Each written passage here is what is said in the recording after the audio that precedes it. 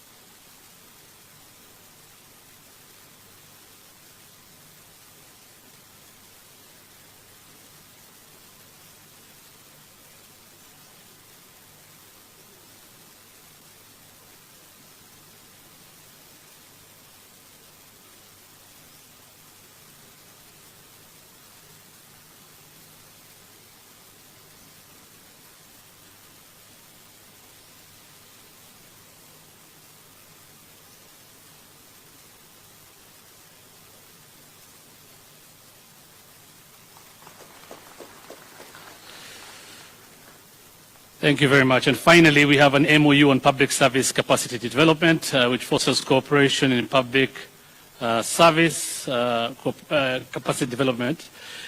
Areas include experience exchange, training, and research publication. It will be signed by the Director General of Kenya School of Government and the Administrator for Angola's National School of Administration and Public Policies.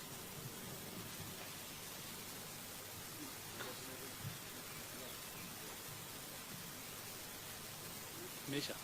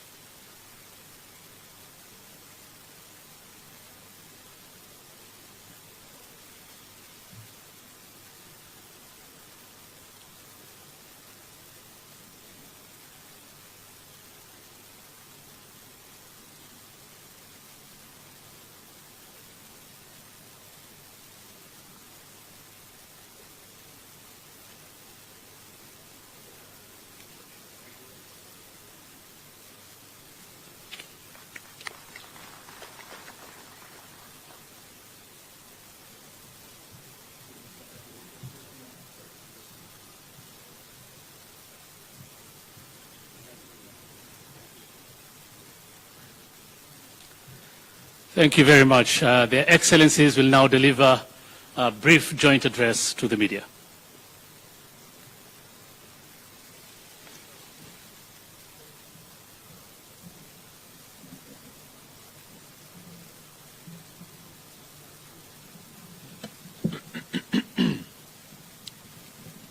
Your Excellency, my brother, João Manuel Lorenzo, President of the Republic of Angola, honorable members of your delegation, ministers and guests, good afternoon and welcome to this very important occasion.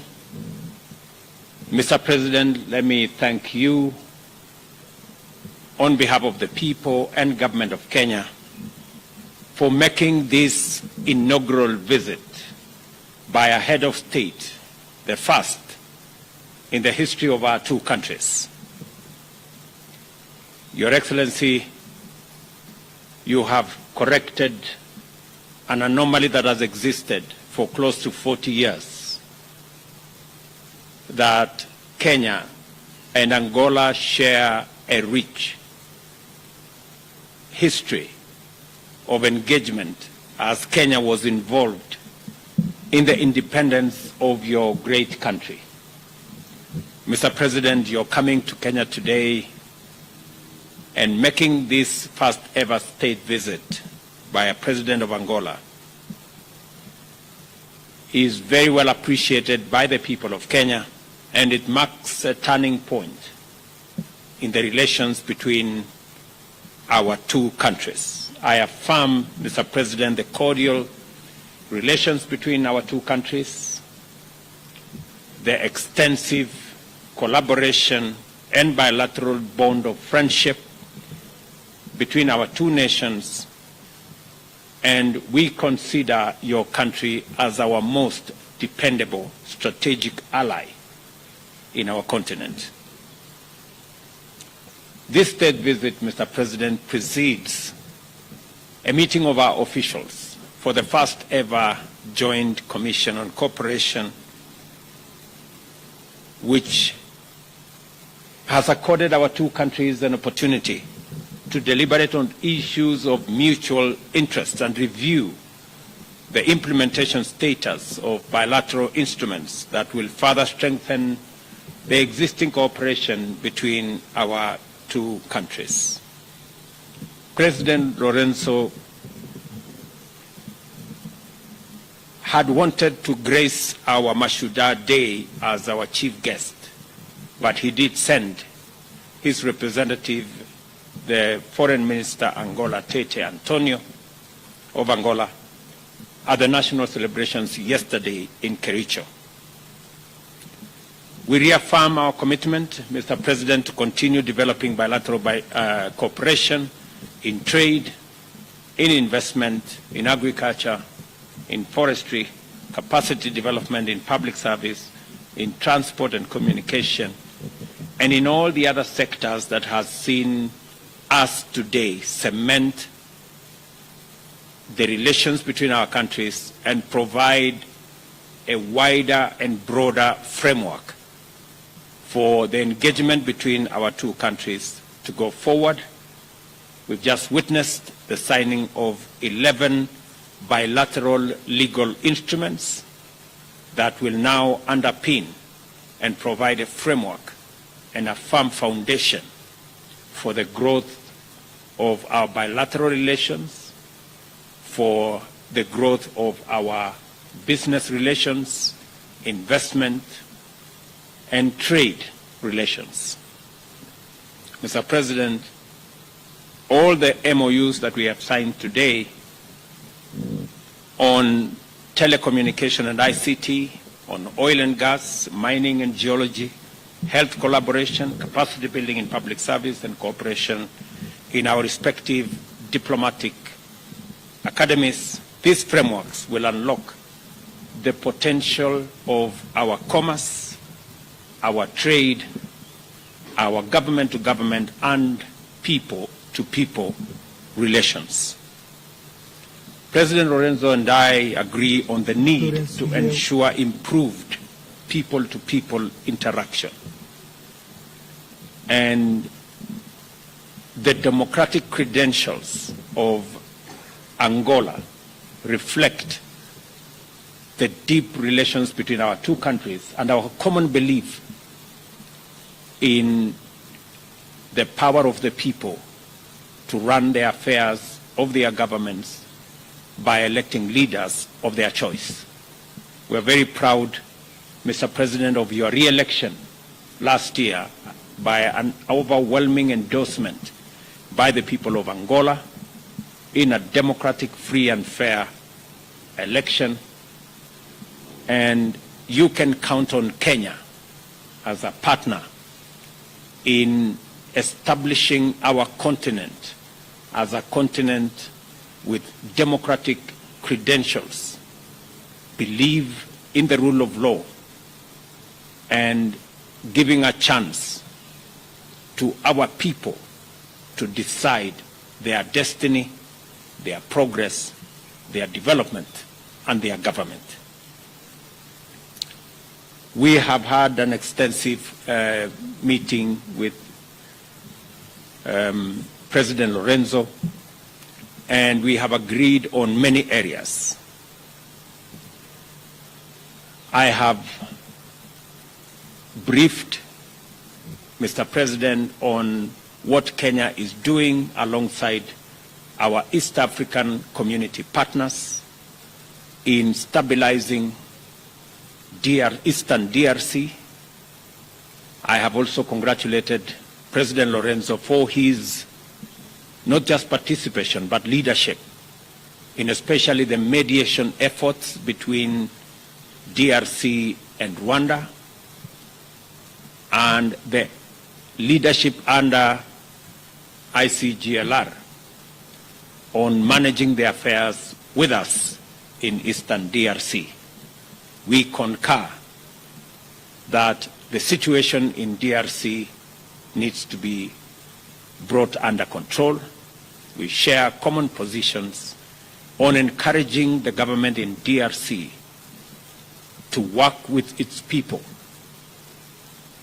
in finding the mechanism that will enable the people of DRC, especially in the eastern side of DRC, to engage in dialogue, in consultation, and we are prepared under the Nairobi process to work out a mechanism for dialogue and consultation to facilitate M23's cantonment after an agreement on what happens after the cantonment exercise. And we believe that it is an achievable aim to engage in consultation, stabilize eastern part of DRC, and allow the people of DRC in general to benefit from their progress, from their development, and from stability and progress in their region. We have discussed to expedite and conclude discussions on the resumption of direct flights between Kenya and Angola as a mechanism of boosting the movement of people, movement of goods, movement of services, as a way of escalating our trade numbers, which have improved significantly over the last 4 years. Our trade numbers have moved from 60 million 4 years ago to 350 million last year, and to the early part of this year. We believe that there is tremendous potential and scope for these trade numbers to go up into the billions. And we have undertaken that we will facilitate these exercises by making sure that they are not only bilateral agreements, we improve the connection between Angola and Kenya, and also working under the framework of the tripartite treaty, TFTA, and also the Africa Continental Free Trade Area to facilitate greater integration, movement of people, movement of goods, trade between our countries as we do it within the context of our continent. We have also agreed, and I have undertaken to my brother President Lorenzo, that our brothers and sisters in Angola, after the signing of the instrument today, all of them, with all passports, will now need no visa to come to Kenya. And I am very happy that His Excellency the President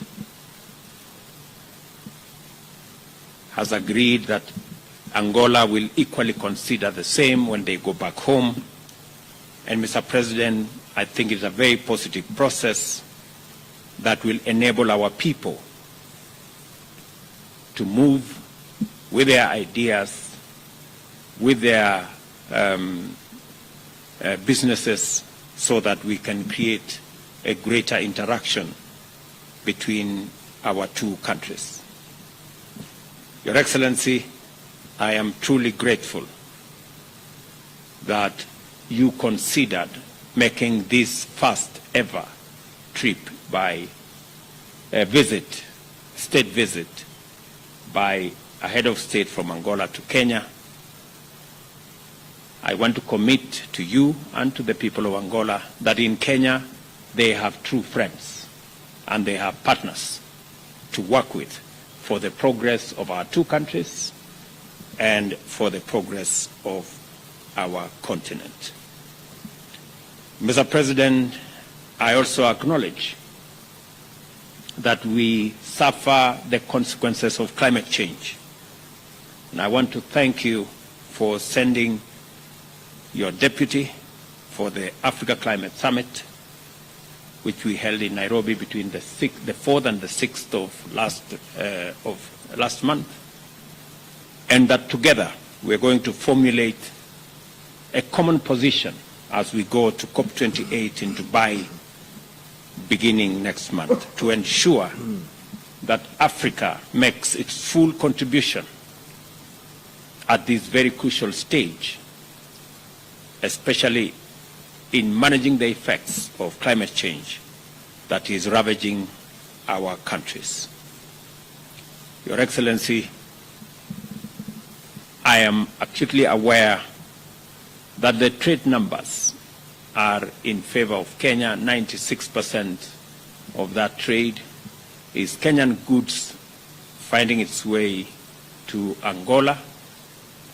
We will look at avenues that will balance this trade between our two countries, as I encourage business people, entrepreneurs in Kenya to continue working with their Angolan counterparts to enhance, increase, expand avenues of trade, investment and business between our two countries, so that in a very short while we will be reporting billions of trade between our two countries. Your Excellency, let me finish by thanking you once again for making this first visit to Kenya, and I look forward to working with you on many of the continental assignments, as I promise you, Mr. President, that you have Kenya's support as you seek the chairmanship of Africa Union in the year 2025-2026, because I have confidence in your leadership capabilities, and I believe you will bring a wealth of knowledge, understanding and experience to the leadership of our continent that me and you share in building its ability and capacity to take up its rightful place in the community of nations globally. Mr. President, thank you also for your consideration on Kenya's leadership in the multinational security support mission to Haiti that we will be undertaking on behalf of humanity to stabilize that country whose citizens are Africans like us. Again, Mr. President, thank you very much for your consideration, and welcome again to Kenya. Thank you very much, Your Excellency. Thank you very much, President William Ruto. Thank you to the delegation present here and the press. I would like to say that we feel ourselves very grateful for the invitation extended to us by President William Ruto to extend this state visit, the first ever of an Angolan head of state to the Republic of Kenya. The ways of our two countries come across in the far year of 1975, when the then President of Kenya, President Jomo Kenyatta, one of the great leaders of Africa at that time, convened here on the Kenyan soil the leaders of the three liberation movements of our country, with the aim of trying to unite them so that we could not reach at Independence Day divided. That was a commendable diplomatic effort made by President Jomo Kenyatta, and that effort, unfortunately, and for reasons that have nothing to do with the will of Kenya, ended up being forfeited for other reasons. Anyway, we have to thank that commendable initiative, and from that day, 1975, of that event which I've already mentioned, our destinies became much closer. Nevertheless, the level of our cooperation relations has not grown as one would expect. For all those years, we've been waiting up until we had the opportunity of signing this big number of cooperation instruments of which we are going to do our utmost in order to implement them for the interest of the two peoples and the nations. These instruments include virtually all the fields of cooperation that range from agriculture, tourism, environment, and more concretely wildlife, a sector in which Kenya has a great mastery, and we need to learn from Kenya's experience, mainly because we also have some game parks and we are part of the so-called Okavango-Zambezi Transfrontier Conservation Area, which will be the biggest area in our country. And we need to get the experience of those who have mastery in these matters, and amongst them, without a shadow of doubt, we have to single out Kenya. But other fields such as science, ICT, are also of our common interest, not only that of Kenya, but of Angola as well.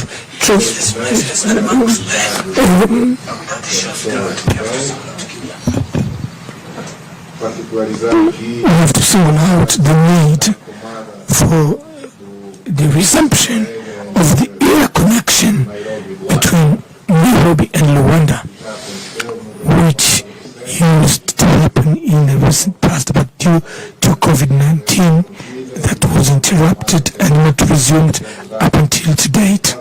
So we committed ourselves during our deliberations today to do our utmost in order to resume that connection, not only the existing one, maybe to expand and have the two air companies to fly from both capitals, from and to both capitals.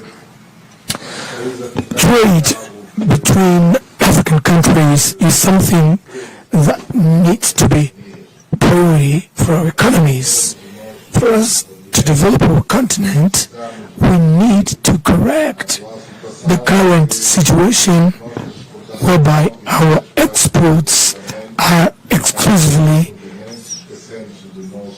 devoted to other continent and forgetting our own African continent. We need to have more trade amongst ourselves, trade exchanges amongst us have to be increased substantially in terms of volume, and